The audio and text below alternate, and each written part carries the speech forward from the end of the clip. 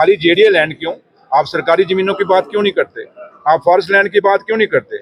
हम ऐसे ऐसे लोगों को जानते हैं जिन्होंने फॉरेस्ट लैंड पे कब्जे किए हुए हैं। हम ऐसे ऐसे लोगों को जानते हैं जिन्हें कस्टोडियन लैंड पे कब्जे किए हुए हैं, अकाफ की लैंड पे कब्जे किए हुए हैं, जिन्होंने सरकारी रकबों पे, जिन्होंने घास चराई के ऊपर किए। आप लोगों को नहीं पता क्या? सब जानते हो। इसलिए मैंने कहा ना कि मैं ज्यादा नहीं बोलूंगा, क्योंकि मैं बोलता हूं तो फिर तड़का बड़ा ज्यादा लग जाता है, तो तड़के से फिर कईयों को मर्जी लगती है, तो मैं नहीं लगाना चाहता। अब आप जो चीजें पिछले 11 साल में बिगड़ी और खासकर 6 साल में बिगड़ी जब यहाँ पे इलेक्टेड गवर्नमेंट नहीं थी, अब उस बिगड़े हुए निज़ाम को आप देखेंगे कि जब लास्ट ईयर जो पीडब्ल्यूडी के हालात थे वो आज बदली चेंज हो रहे हैं काफ़ी।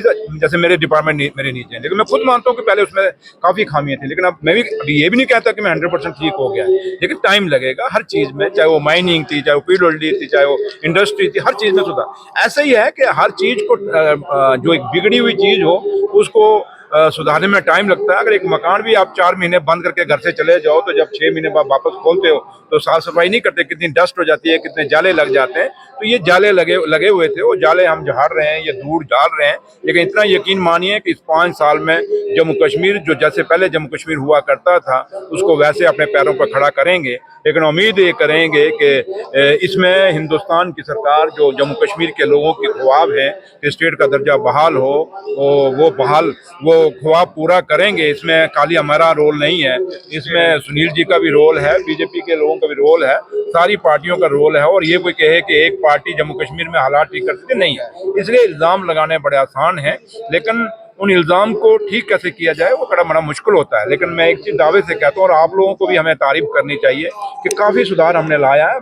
बट हम ये नहीं कहते कि बड़ा कुछ सुधर गया, टाइम लगेगा। जैसे आप डेली वेजर रोज यहाँ कई लोग उनसे तमाशा कराते हैं, वो गरीब लोग हैं, जरूरतमंद लोग हैं, उनको नौकरियां चाहिए बेचारों की। कौन कहता है नहीं उनको रेगुलाइज? उनका हक बनता है, ये जायज़ हक है। लेकिन कुछ पॉलिटिशियन हैं जो उनको इस्तेमाल कर रहे हैं, और उन्हीं डेली वेजरों के कुछ दुश्मन उनके बीच में ही हैं। और ये हिंदुस्तान का इतिहास रहा है, अगर जयचंद ना होते तो शायद हमें आज़ादी जल्दी मिल जाती, 200 साल अंग्रेज राज ना करते। ऐसे जयचंदों के कारण ही आज़ादी हमें लेट मिली थी।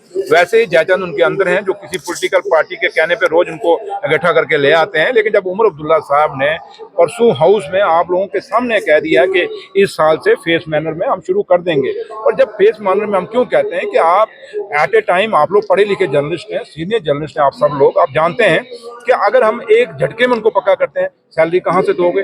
अगर ये दिल्ली अगर हमें पैसा ना देती, थोड़ा सा एडिशनल फंड्स ना देती, तो शायद मुलाजमों को सैलरी भी मुश्किल थी इस जनवरी के महीने में। ये चीज़ें भी आपको दिखानी चाहिए। तो इसलिए बड़ा सोच हम चाहते हैं कि पुराने मुलाजमों को भी सैलरी मिले, और जिनको हम रेगुलाइज करें उनको सैलरी भी मिले, लेकिन एक तरीके से। खाली ऐसे ही टीआरपी बटोरने के लिए बाहर खबर को हमने थोड़ी गल की है, गल नहीं की, सोरे की बर्बादी करके आए।